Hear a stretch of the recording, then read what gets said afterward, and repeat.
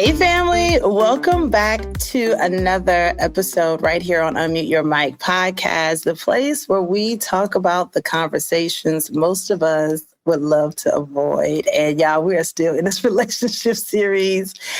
And we're in part 2 of the episode called Affection, Sex, and the Intimacy Drought Nobody Admits. So today we're going to be getting a little more practical. Jared and I will be getting more practical and giving you some things in this episode that you can actually start putting into play, into motion. You know, it's almost like having a coach in a box, child. A coach in your pocket. Giving coach in your pocket. You know, so today, here's your free session. Don't say I never gave you nothing. So as Jared and I were preparing for this episode, we were talking about just, obviously how to serve you best, but more so around conversations. And do people really know how to have the conversation? Mm-hmm. And do people truly know, what it takes to connect with their partner? Mm-hmm. And so I think sometimes we think that we know, but sometimes we think we know, but we really don't be knowing. Mm-hmm. So today, my prayer is that whatever the things that we share, that those things are some things that you can start implementing into your own relationship. And most importantly, let us know if it's helping.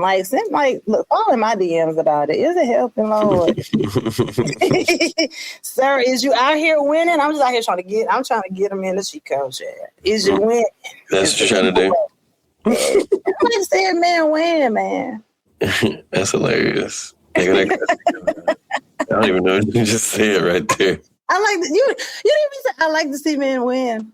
I like to see men win. Okay. It sounded like it was all running together. Baby, you hear me? We love it. We love it. We love it. Yeah, I'm excited, man. This episode has been very insightful, as they all are, and super excited to create some navigation for the audience to be able to bring in a dimension and layers of being able to process intimacy with others.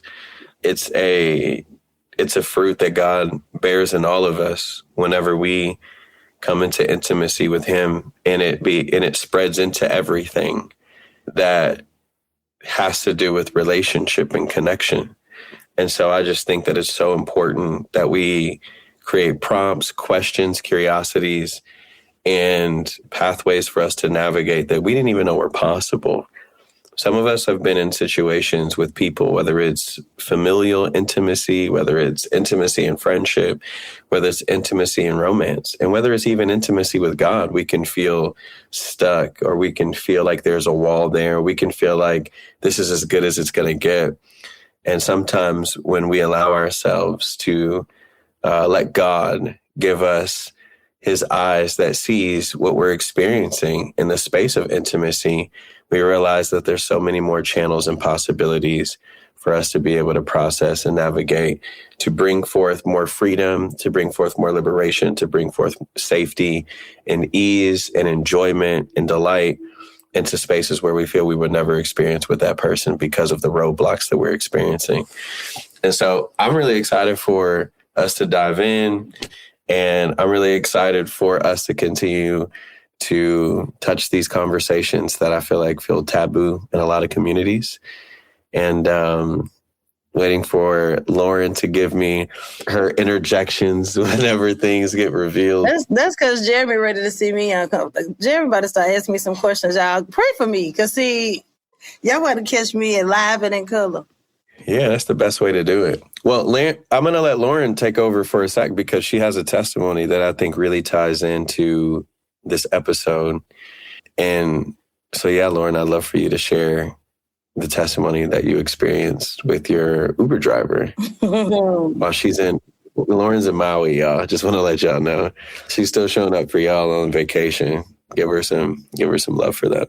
Listen, but I mean, I really love y'all a whole lot, because I sure be ignoring the people going. But nevertheless, so met this amazing guy, and we just had a really great conversation on our drive in yesterday around just relationship, and then just how to have conversation. And but conversations that put us back into oneness, especially when we're hurting and maybe the other person is hurting us. And so because of that, sometimes it can make it challenging for us to really be able to think through, okay, how can I reconcile with this person? How can we get back on the same page? And so just from that conversation, I was like, oh, Jer, we definitely need to do in this episode, we need to like model that behavior for people. Because there's nothing better than sometimes than having like a live example of like, okay, what does this look like? What does this sound like? What are the exact words? Because sometimes we think that we're saying the right words. And baby, to my male listeners, baby, it's giving flag on the play, child. It's giving, it's giving. Y'all, Jerry gonna fall out because I'm making noises. It's giving. Y'all know what means? No. Stop. Wrong way. Dead end. So from that conversation, I was like, yeah, we gotta give people verbatim language. So listen, you may have to re-listen to this episode depending on where you are, because you need to go back and get these questions and do not say them the way you've been saying them. Let me repeat that. Do not say it the way you've been saying it, because that's why we getting flags on the play and texts. Okay, that's why you're not with it. But you can win today. Look at God. You can win today. So definitely excited about jumping into the conversation and that we'll be embarking on today around how to move. How did you say it, Jared? How to stop the hurt? Because what do we do when we're hurting? We spread it. So how do we stop that? Mm-hmm. So that's what I'm looking forward to. Well, I want you to dive into kind of the conversation we were having before we started recording that I thought was really important for the audience to be a part of us navigating and deconstructing. And you were talking about like what kind of stands in the way of two people experiencing intimacy together is like the disconnection of self. And you were kind of going into that. I would like for you to share your thoughts on what you think it looks like or what it means or what is the root cause of person being disconnected from self. So when we're disconnected from self, it's almost like us avoiding our own emotions around whatever that thing is that we're feeling. So if it's not feeling connected to our partner, not feeling connected to ourselves, oftentimes the reasons we don't feel connected to our partner is because we're disconnected from self. And a lot of that comes with us not dealing with what's hurting us or avoiding altogether what's been bothering us. And so because of it, what we tend to do is run from it, avoid it, whatever that thing is.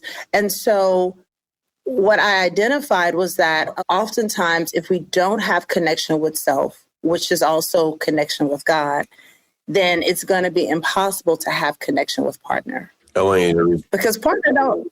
You got to repeat that over again because you just said something.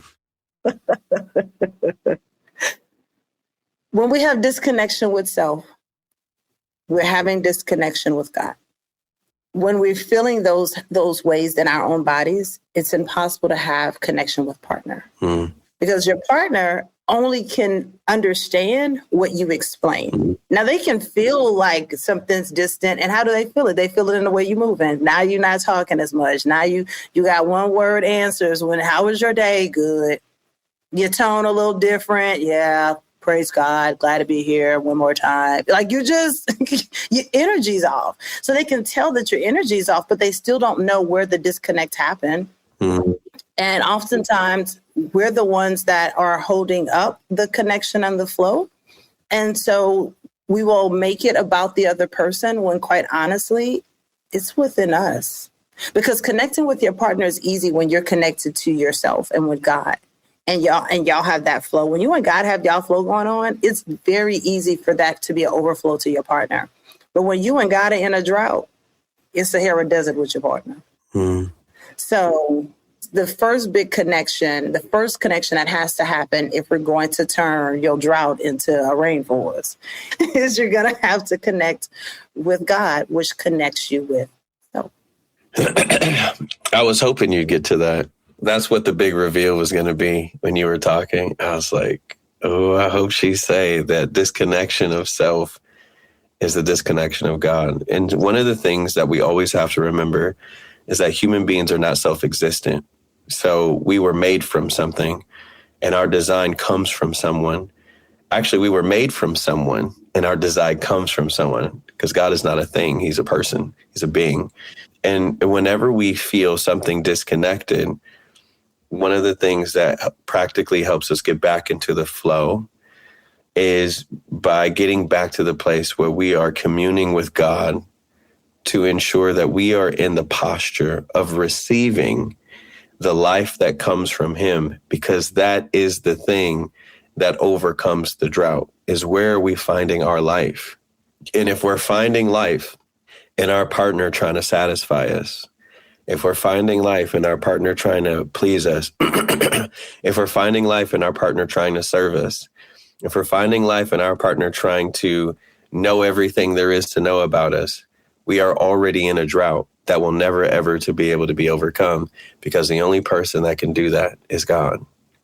And so when we stop exalting people and idolizing them to be God to us, instead of letting God be God to us, who's way more qualified, then we restore the reservoir that then overcomes the drought.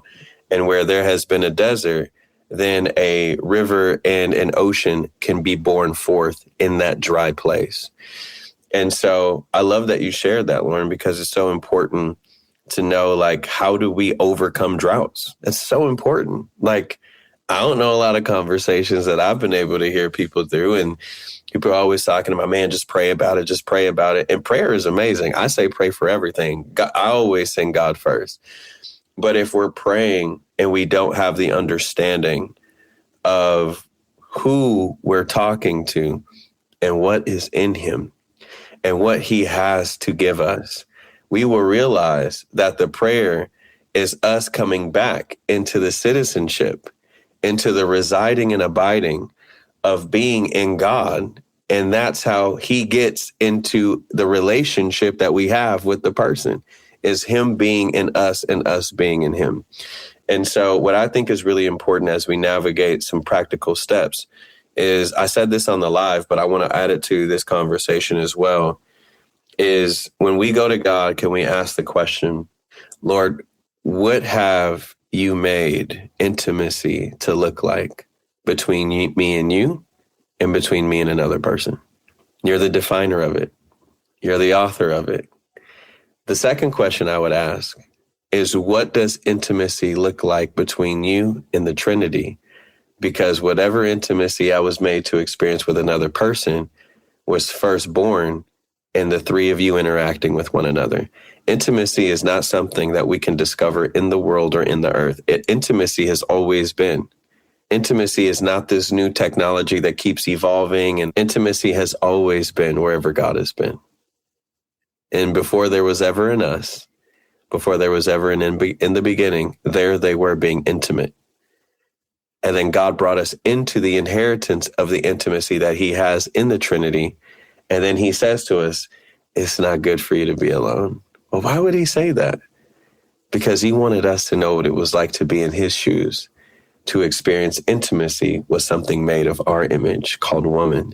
And when we come into relationship, we are walking in and we are living inside of the shoes that God walks in daily with us, as he's bringing us into the intimacy that he's formed in the Trinity that we have inherited.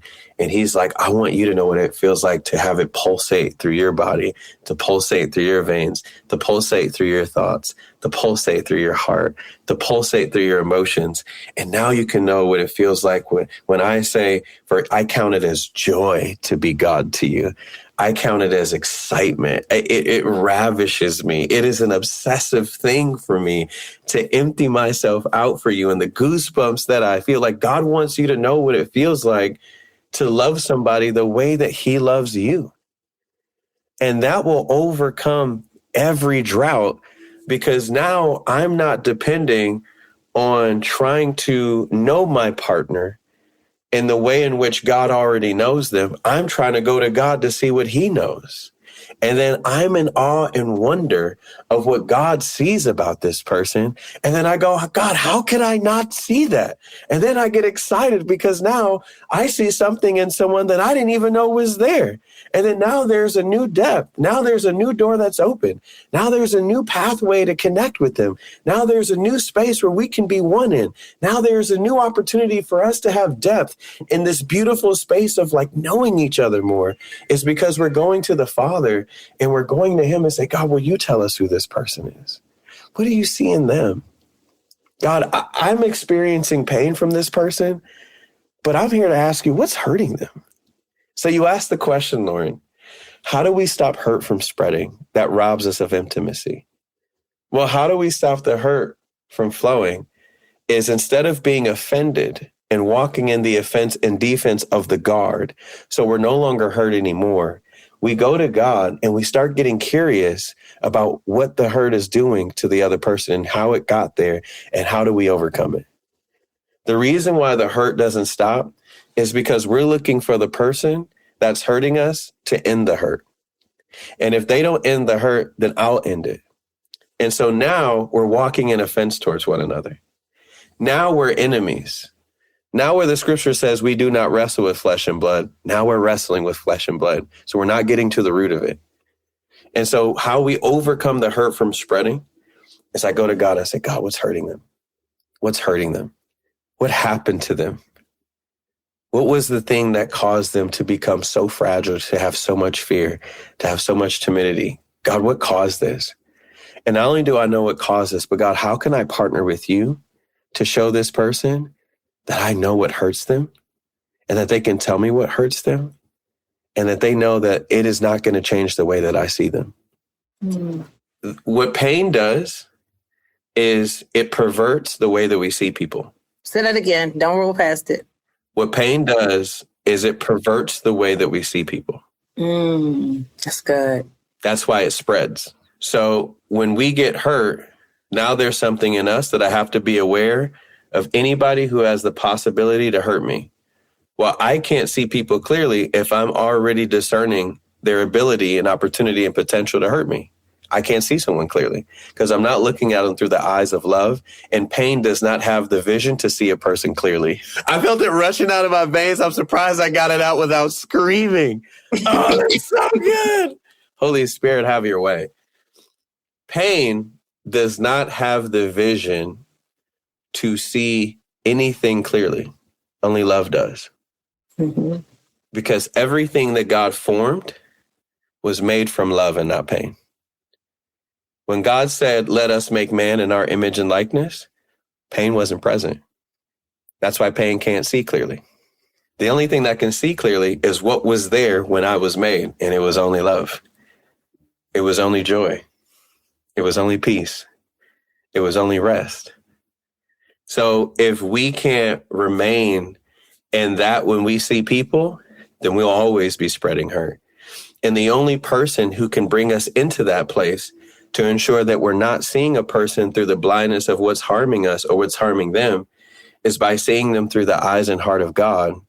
And then when we partner with him and we walk with the trusting of him, of what he believes about the person, now the same love that's in him is now poured out in us. And guess what love does? It casts out fear. What does it talk about, Lauren, in 1 John chapter 4? The fear of being what? Harmed, punished. Right. And we're not even just talking about the fear of an eternal punishment, which God does not provide, but we're also talking about the fear of being harmed in our earthly experience. And so now we're walking in a love that you can't change its mind to reject you from. Now we're walking in a love that's armored. Now we're walking in a love that's protected. Now we're walking in a love that's guarded, not guarded from you having it, but guarded from it leaving you. And so we end the cycle of pain being spread when we see that nothing can cast out my love, no matter how much hurt or pain you show up with. And then can you imagine what type of intimacy would be flowing when we realize that there's nothing that can cause harm to the love? And what causes the intimacy to be walled from one another is we think something can harm it. When you were telling the testimony of this guy about his wife spending all the money and her doing all these things, and I'm not saying that that's not a scary experience. I'm not saying a person not having stewardship is not a thing that you should walk with somebody with that doesn't bring strife upon a relationship. I'm not saying that that strife doesn't come. But what it tells me is that most men are taught that the relationship is founded upon the income and the provision. And the provision is not the foundation of the love, nor is it the pillar of it. If you lost everything today and there was no earthly provision or income present, and it has the power to move the love, then I would say that the provision is what you're depending on as the love. And no wonder the relationship gets shaky whenever the money starts to get shaky. It's funny. The money gets funny. Funny? You know what I'm saying? It's because we have created a relationship that is founded upon not love, but the love of something. And that's two different things. I want to say that one more time. Oh, that's good. Intimacy will never be able to be overflowing when the foundation of the intimacy is standing on the love of something instead of love. People always say, man, I chose this person because we have so much in common. We have so many agreeable values and principles. And I always tell you, those are the same people I have had to counsel through divorce and not having intimacy. You choosing a person because of your agreement or love for something is not the foundation that will withstand a relationship. If there is no love that surpasses the love of something, then when one of y'all changes and somebody changes their opinion about the something y'all once agreed upon, then now the foundation has cracks in it. And a human being changes into something and someone it doesn't know it's going to become at a timing it doesn't even know it's going to shift. And the person that we choose that we're in agreement about is not going to be the same person a year from now, 5 years from now, or 10 years from now. And so what happens if the agreement becomes the disagreement and we made the foundation on the love of our agreement? And this is why we experience droughts as well. And so when we start to once again recalibrate, recenter, God, when I see this person as you see them, is that the person that I should choose? When I see this person the way that you see them, is this the person that I should walk with in my life? Not the way that I see them. The reason why we've rejected so many great people in our life is because we've leaped upon our own understanding. We do not see people as God sees them. We do not pray, God, what do you say about this person? What do you see in this person? God, I pray that if it ain't your will, go ahead and get rid of them, without even knowing who the person is. People really do be praying that prayer. Interesting. I've never prayed that prayer. I've never prayed it either. I've never prayed that prayer before about like, if this not the right person, remove them out of my life. I've never prayed that prayer before. Yeah, but I have always prayed that like whatever role or position that I was supposed to have in their life, like whatever that impact is, that I fulfill that. So that has always been the prayer. Like, okay, well, like whatever I'm supposed to be doing, whatever the intent is, may I fulfill the intent. Mm-hmm. Nothing more, nothing less. Listen, it's a phenomenal prayer. And it's beautiful. And it's sad that so many people are like, the one thing that they're like in survival mode about is love. But it's also the thing that they long for, right? And so you were saying something earlier about prayer and like, I wrote it down, about praying for the other person. Like, can I pray? Well, you were talking about praying for the other person, but this is what my heart heard you say. Will you pray with me? Yeah. Because I don't think we do that enough. And so, like, can you pray with me? Mm-hmm. And so we can go to war with what is preying on you. Mm-hmm. P-R-E-Y on you, right? So can we P-R-A-Y about what's P-R-E-Y? Because now that puts us, and it goes back to what you and I were talking about earlier too in my testimony conversation, is that it puts us on the same team. So the enemy comes to kill and destroy and divide, right? Because he understands that if we're divided, we can't stand.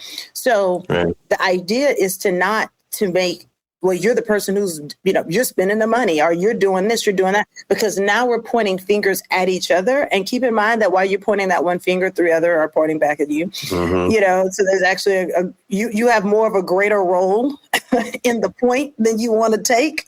Right.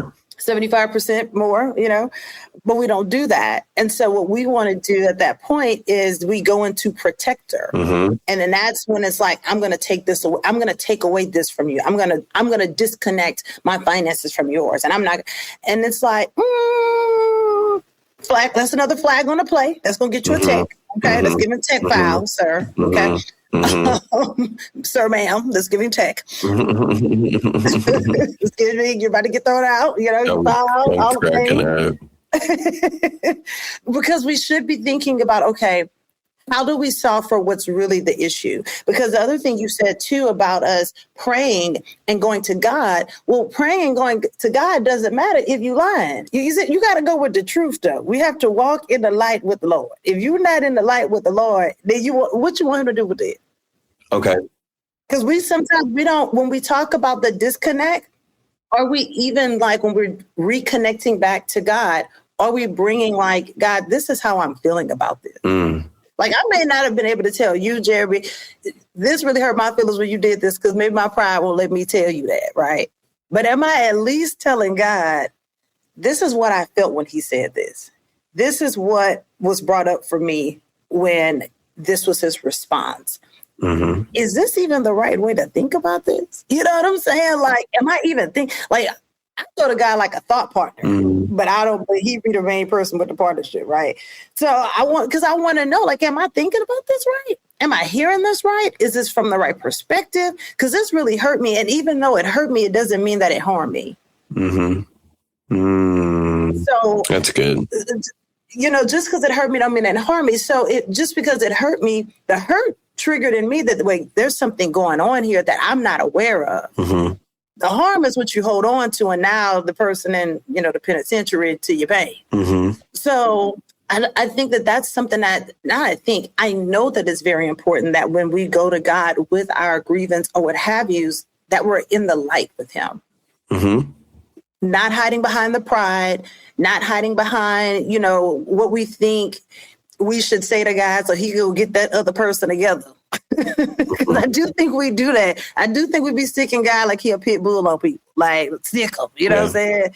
Versus him being like, let's talk about the sickle. Yeah, for real. That's so true.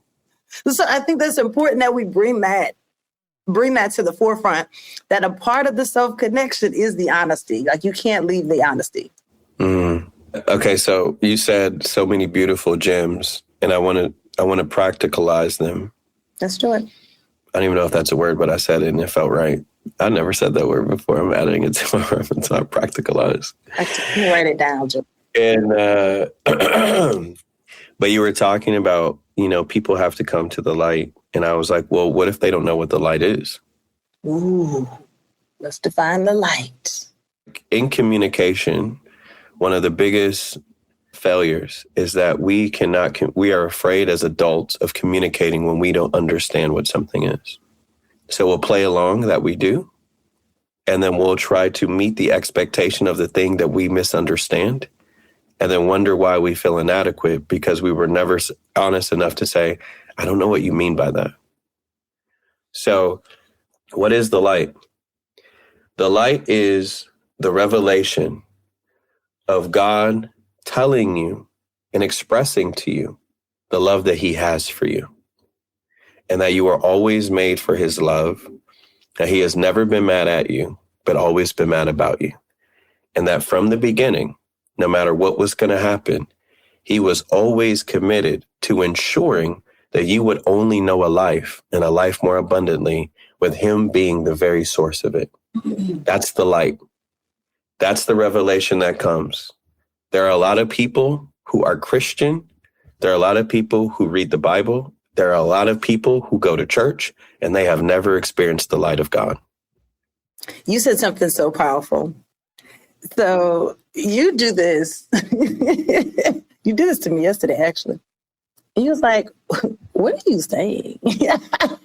I don't know what you mean by that. Mm-hmm. Now, y'all listen, I'm from the South. I've only lived in Louisiana, so, judge what you may. Growing, we go back to this parental, before you became an adult, you were a kid, right? Mm-hmm. So the things that you see acting out in adulthood is what was planted in childhood, because you don't come out the womb an adult. You come out the womb a child. So if I would have said, I don't know what you mean by that, 9 times out of 10, the response will be, stop playing with me. Because the assumption is, now you're just acting like you don't know, right? So because that becomes the assumption, and I don't really know, now I gotta start acting like I do know, because I didn't get my tail whipped. Because now you're thinking that I'm really playing with you and I really don't know. Or the other sound of that is, you think I'm stupid. Now, you didn't say neither one of those things. You're asking for clarity. And we talk about childhood into adulthood, depending on culture and environment. That wasn't you. Nah, you couldn't say that. I mean, you could, but it could be a very dangerous response based on you saying that. It's interesting now because my children are quick to be like, I don't really understand what you mean by that. And they really don't understand what you mean. It's not, in the South, we call it, I don't know if y'all call it in the Midwest area, back talking. They ain't back talking. If we say back talking for talking back, y'all just follow the word. But like, I could do that. That's okay. You need to find a softer way to say, I desire to understand you. In order to get to that point. So I make that point to say it makes it hard as an adult to be like, well, what do you mean when you've been programmed to be like, do not exit. Just wait for some more context clues. Do not. But it's man, that's a major point. I love when you do it to me because then but I'm accustomed to someone asking me that because my kids do all the time. Right. But that ain't the average house in the South. It just it's not the average house anywhere. Just be asking people what you mean by that, because then it's almost like an aggressive what you mean. Yeah, I think that's wonderful clarification to reveal the difference. And I would say that the majority of homes where children are in, curiosity and not understanding are not welcomed. It's killed. And I think that we adultify children as if they're adults because we don't have capacity to sit in their wonder with them, because we surrendered ours into adulthood when we should have taken it with us. And I think that's why a lot of people don't understand God, is because they don't have a childlike heart. They're trying to have an adult-like one. That's the part. And intimacy flows from the childlikeness. When we have wonder is where intimacy can always reach new spaces that we're not afraid of letting it touch. When we're adult-like, we think that our intellect has an area handled, and then we only go to God for the area our intellect can't reach. And that's actually not how intimacy flows with him. And so what you're saying is so profound and it's so needed, because like we have to get to God and say, God, what does it look like to restore my childlikeness? How do I see myself in the innocence that you see me? This is a person who is the beginning and the end. And here I am, 39, about to be 40. Like, how can I compare the maturity that I have to a God that has always been and will always be and who knows all things? Intellect is not the thing that I should probably bring into this relationship, because I have no comparison, nor is mine needed. So what does it look like for allowing us to overcome drought mentality and drought belief systems? Because we're going to God thinking that the all-encompassing of what he is, we're trying to match in the relationship. and then wonder why we apply that to people and why they feel small with us. We're trying to contend with God that we know enough. We're trying to actually prove to God that we know enough. And then wonder why our partner feels like they don't have a voice, feels like they can't get anything wrong, feels like they don't have any space to be curious, feels like they can't know anything more than you. And if they do, it has to be challenged to proven that they actually know something that's worthy of your validity. And now you've become the judgment of somebody's adequacy. And we're doing it with God too. Is God adequate enough? Well, I got this area. I've been to therapy. That doesn't mean that God should not be removed as your wonderful counselor. Just because you have gym practices and you go and you shalom or you sit in peace and you meditate does not mean that you figured out the power unto salvation. But we do these things. Yeah. Well, but I'll say this, though. I think that's the beautiful part of like relationships. Right. And they're being so healing. One of the things that I enjoy about Jeremy and I's friendship is that, I'm a kid. I don't take many things serious. I'm going to laugh at most things. Mm-hmm. And I enjoy not having to be so serious all the time. Now, there are moments when, yes, I'm going to be serious. There are moments when, okay, I'm really thinking through something, so I'm excited about it. But there's more moments of me enjoying life than there is me trying to manage it and control it. Mm-hmm. And so one of those things is just being able to like, ask them questions. I like to mirror and model. If it's something I like you doing, I'm like, well, I'm going to try it. Mm-hmm. I'm not too old to be a copycat. I don't care how you feel. Facts. You should be around people who make you want to copycat some of the things that they're doing so you can stop doing the stuff you do. Facts. It's called growth. Yeah, I think, but that's what partnership is supposed to look like, is bringing in another perspective of how to process something, of how to practice something. And I think that it's a great thing, though, to challenge it, to see where it comes from. Just because somebody's good at something doesn't mean that the heart of what or the intent is from the right place. I know people who are very type A personality. I know people who are very like, I want to get stuff done and very task oriented. And they think it's a godly thing that they're made that way. And there are people who have a high capacity to do things. Pastor Greg is like that. But I always ask the question and will always discern, are you doing this from a place of rest or are you doing this from a place of labor? And sometimes it's hard to discern between the two.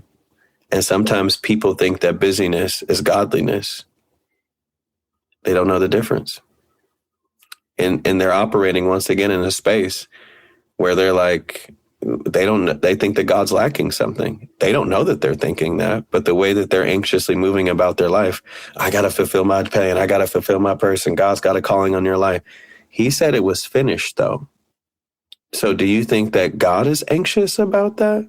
And maybe your perspective of what he finished may not be in alignment with his perspective from what he did finish. God said that he's going to make sure that all would come to know him. He didn't say that you would be the person to do that. So do you not trust that God is accountable and able to do that, to make sure that every human being comes to know, or have you placed that upon your shoulders to do that? So let's go into that.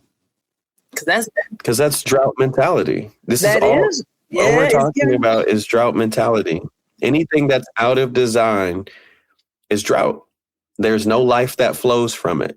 If God didn't intend it, if God didn't make it that way, if God didn't design it that way, if it does not reflect the image and likeness of what it is, if you practice it, it will be from a space of drought, because there is no living water or bread of life in it. Mm-hmm. Which is why you burnt out, right? Hold on, wait, before you go in. You talked about burnout.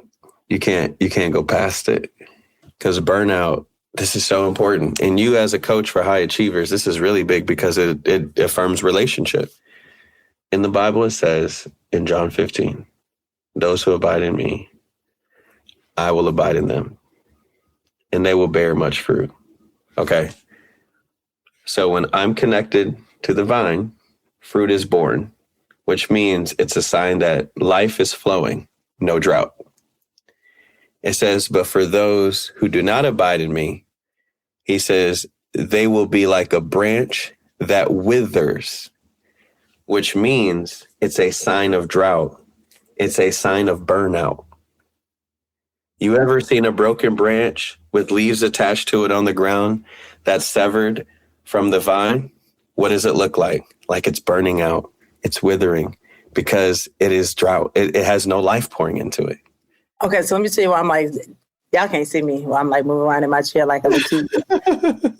Because yesterday I spent my day in the rainforest. Mm-hmm.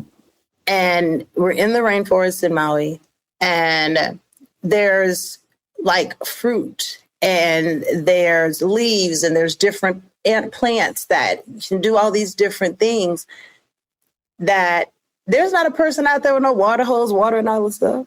You know what I'm saying? Like there wasn't, it was literally in its most natural state, down to, the way the trails were set up and all of the things. And so as you're talking, it made me think about when we are just naturally in what we're supposed to be in, God naturally provides what is needed. He provides enough light so that the fruit can do what they need to do. He provides enough rain so that the roots can get all of the things that they need to get in order for them to provide for people like me and you who ain't no tree. Okay. So we're walking yesterday in the rainforest and we're picking up fruit and we're able to eat that fruit right in the middle of the rainforest. And none of that fruit was produced by our labor. It wasn't produced by our fertilizer. It wasn't produced by our tilling of the ground. It wasn't produced by anything. We just arrived and there the fruit was. And that is really how God's life is, how he always saw life with us, which is why and I shared this even with my Uber driver yesterday when we were talking about, making money. I said, but God is the provider. So that's half the problem. We, as a lot of times, and I'll say this as women, because this is where you hear the most out of your mouth. That's why. Women, we like to be like, because he need to provide, because he need to. God is the provider. Let's go back to who owns the business. The Lord. You, manager. Him, business owner, the tax ID number, the LLC, the filing of the taxes, all of the things that makes the formation of this work, that is God's job, not our job. And when we put that type of role or action on a human being, and you wonder why they're weighed down, because that's not his job. And now we're mad. And now we're trying to emasculate, dehumanize the other person, all because we're trying to get this other point across. And God's like, well, a cattle on 1,000 hills. Cattle got big money on it, okay? Just get you a couple cattle, cattle on 1,000 hills, you know what I'm saying? Yeah, but we be worried about the wrong thing. And but we'll say with our mouth, yeah, but I ain't worried. I know God gonna provide. But why you treat him like crap? And that's the other thing I said last night in our conversation that was so profound that God had brought back to my remembrance was, if this person is a child of God, you're a child of God. If you don't talk to God lopsided, why you got to talk to him lopsided? Lopsided means talking crazy. Okay. If it was like, what is lopsided? Talking crazy. If you don't tell God, get out your face, then why are you going to tell the man you love, get out your face? If the man just say, I just want you to say, great job, babe. Why I got to tell you that? You tell the Lord, great job all the time. And you don't get mad with him about saying thank you. God, why you want to tell you thank you? And that's how you treat human flesh. And then we feel like, well, we don't have a responsibility to do those things. Because why? We always want to do a job that's not ours. Do your job. If your job is thankfulness, then keep your mouth at gratitude. Leave the attitude, keep your mouth at gratitude. Changes a lot of things. And oftentimes we don't realize that men are very simple. And honestly, simple scales. Simple is the way to go. You need one or two things. Men don't need 30 things. Mm-hmm. But we be trying as women, we try to overplay our part. We try to overstep our boundary. We try to give him the rainforest when he like, I just really wanted one tree. You know what I'm saying? Just that one tree and a plum. And he was just out here doing way too doggone much. So we don't even have to do all of that. And so we burn ourselves out trying to perform at a level that God never designed for us to be at anyway. Mm-hmm. If he's the one that's serving us, then that means sit down. I'm coming over there. Mm-hmm. You ain't got to keep telling me my cup getting low, my cup getting low. He not down. He know the cup low because your mouth on it all day long. So he know your cup getting low. You don't have to keep telling him your cup getting low, your cup getting low. But that's what we do. Mm-hmm. It's funny, but that's how we treat God. So then when we see it in relationships and marriages, at that point, I'm no longer confused why you act like that. Because you act like that at home. Mm-hmm. And you bring that same energy into the relationship with God. And it's like, God's like, the rainforest didn't need me to do. I did absolutely nothing. I'm glad y'all wasn't waiting on me to come and put no rainforest in Maui for you to walk around, see water, and make chocolate in the middle of nowhere. You'd have been waiting. It only took me 38 years to get here. Mm-hmm. You know, so like when we think about, we laugh about it, but when we think about it in the context, and that's something I pray that if you don't take nothing else from this episode, that you take this away. Do you talk to God like that? The end. If you don't tell him, you don't be talking crazy to God. Quit talking crazy to that man. In Jesus' name, please. Stop talking crazy to him. If you don't tell him these bills need to get paid, then don't do him that. Let him make it. Don't do him that. Let him make it. I'll be advocating for the men because I know us women, baby, we be wearing y'all thin. We be over there. We still buy them apples, hanging out with these. So I gotta just go and tell the truth, shame the devil, so we can walk in the light. Well, this is why, like, it's interesting that the same offer that the enemy gave to Eve is the same offer that he asked Jesus. Mm-hmm. So it's for both genders. Facts. The struggle is that when the woman was made, she was the first human being that was delivered to another human being to tell her who she was. And so now that we're a new creation, mm-hmm.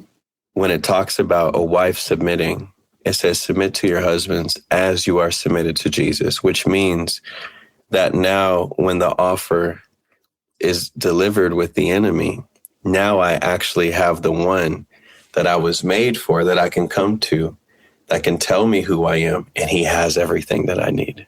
We keep coming to man as if he's Adam, instead of coming to man and finding it in Jesus. There's a new Adam that has been given to women to say, I'm the one who fully can tell you who you are. And I actually have a life to lay down that I can pick back up. Adam didn't have that. And that was the lie that he believed, which caused him to eat the fruit, which brought drought into the intimacy. Death entered the drought. Correct. And then all of a sudden he realized, I don't have a life that I can lay down, that I can pick back up. And God is the only one that has that life. So what we need to be encouraging women in this time is you're praying for Adam to come. And God has already sent the only man himself wrapped in skin as Jesus, saying, I'm the man that you are looking for.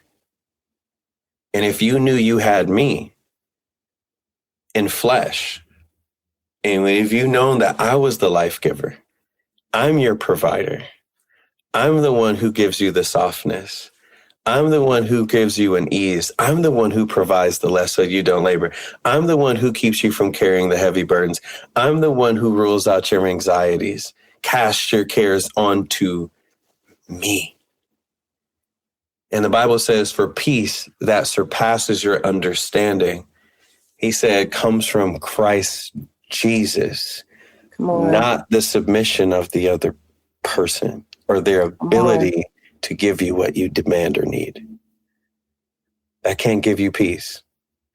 And so many women are living in drought because they think their husband, if they would just be in alignment of all these qualities and all these moralities and all these behaviors and the fulfillment of my list that I ask God for, then I should have peace. And it can't give you that. The list that you filled out was God. And God himself came and he was like, I'm the only one that can cast out your anxieties.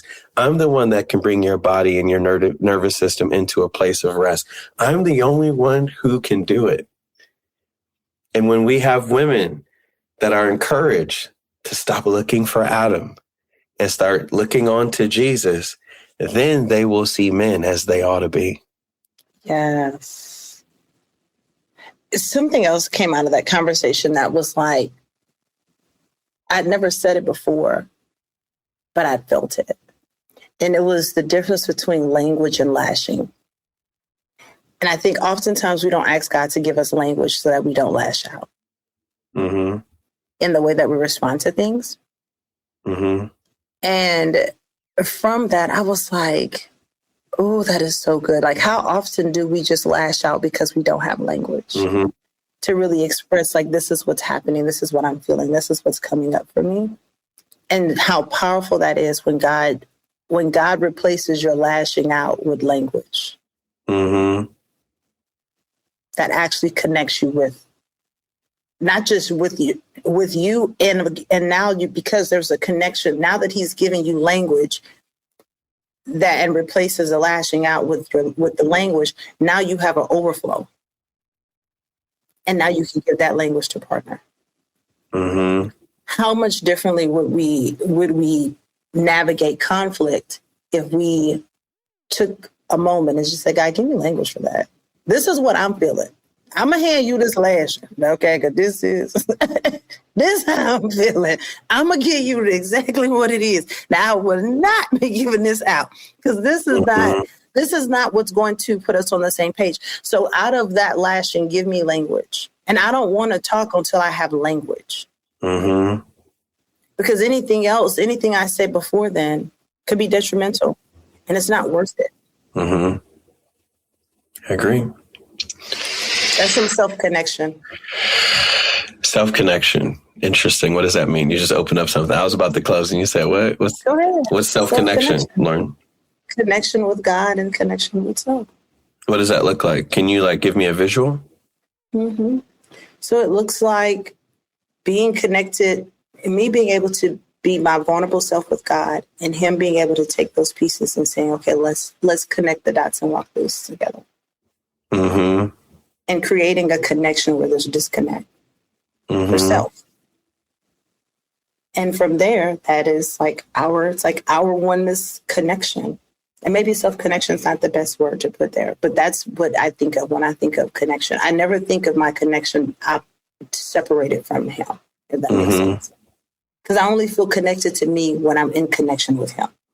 The end. Okay. I like it. This is another deep one. I don't know if we gave you all. I feel like we gave you practical steps. I feel like we're throwing in practical things, but I'll surmise it and say the practical steps is realizing you are made from someone else's likeness and someone else's being.